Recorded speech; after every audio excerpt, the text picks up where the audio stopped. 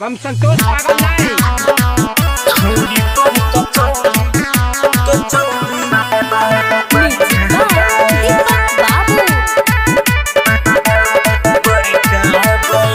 छौड़ी तोर कचौड़ी फूलल फूलल बड़ी बड़का बा। ए हो छौड़ी तोर कचौड़ी फूलल फूलल खूबे बड़का बा। एही पफीदा भइल गाँव के 3 गो लड़का बा। छौड़ी तोर कचौड़ी फूलल फूलल खूबे बड़का बा।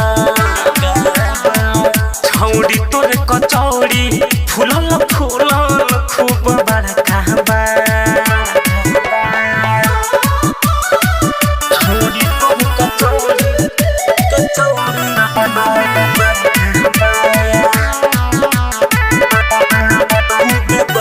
हमके बताओ तरीका हो कैसे के फुलावेलू। हमारा के तू ललचाई के मना के हमरा लुभावेलू। हमके बताओ तरीका हो कैसे के फुलावेलू। दूर से मन ललचाई के मनवा के हमरा लुभावेलू।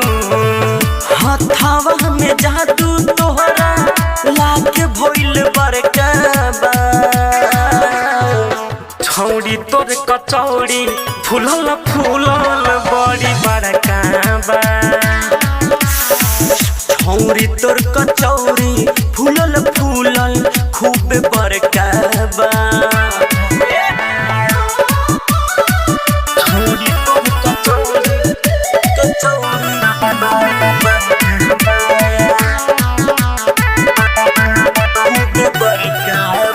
जब जब खाए हम आहिले तोहरे सूरत पालू भाईले। मानस जीत के बतिया हो हमके बनाल संगतिया हो। जब जब खाए हम आइले तोहरे सूरत पालू भाईले। मानल खुशी के बतिया हो हमके बनाल संगतिया हो। लाके न लो दीपक के भगत फड़का बा। छौड़ी तोर कचौड़ी फूलल फूलल खूबे बड़का बा। छौड़ी तोर कचौड़ी फूलल फूलल खूब बड़का बा। पटे के बता पट ना तो हट। माई चोद के हम छोड़ब। हम संतोष पागल नहीं।